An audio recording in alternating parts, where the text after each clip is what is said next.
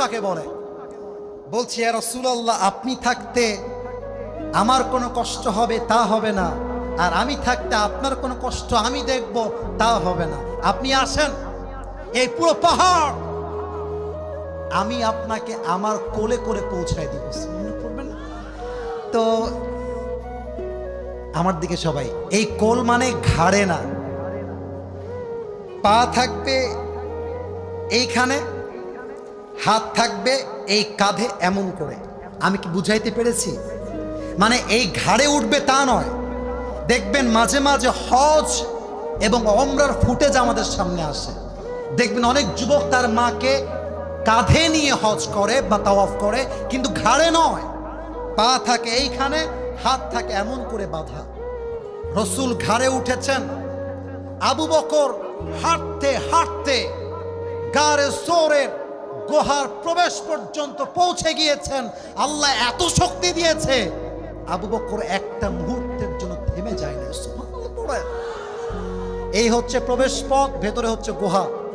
এবার আসেন আয়াতের মূল ব্যাখ্যায় ফিরে যাই।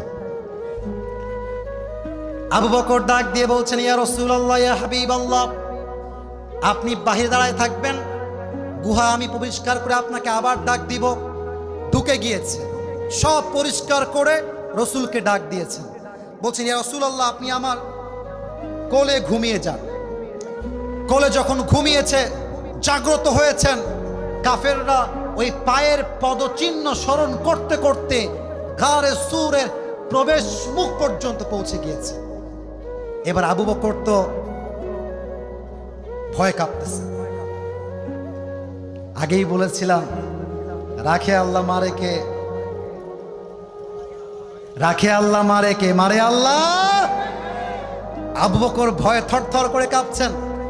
আর আল্লাহ তাআলা কাফেরদের আসার পূর্বে প্রবেশ মুখে পুরোটাই মাকড়সার জাল দিয়ে ভরে দিয়েছেন। আর ওই প্রবেশ মুখে দুইটা কবুতর ডিম পেড়ে বসে আছে। এবার কাফেরদের যেই সর্দার ডাক দিয়ে বলছে, এই বেটা, তুই কই নিয়ে আসছস? এই জাল তো মুহাম্মদের জন্মের আগ থেকে আছে। এটা এমন একটা গুহা যেখানে মুহাম্মদ প্রবেশই করতে পারে না। চল, লেটস গো ব্যাক অ্যাগেন, আবার ফিরে যাই। আল্লাহর রাসূল বলছে, আবু বকর, টেনশন করবা না, লা তাহজান ইন্নাল্লাহা মা'ানা, ভরসা হারিও না, টেনশন করো না, আমরা একা দুইজন নেই, আমাদের তৃতীয় সাথী আছে।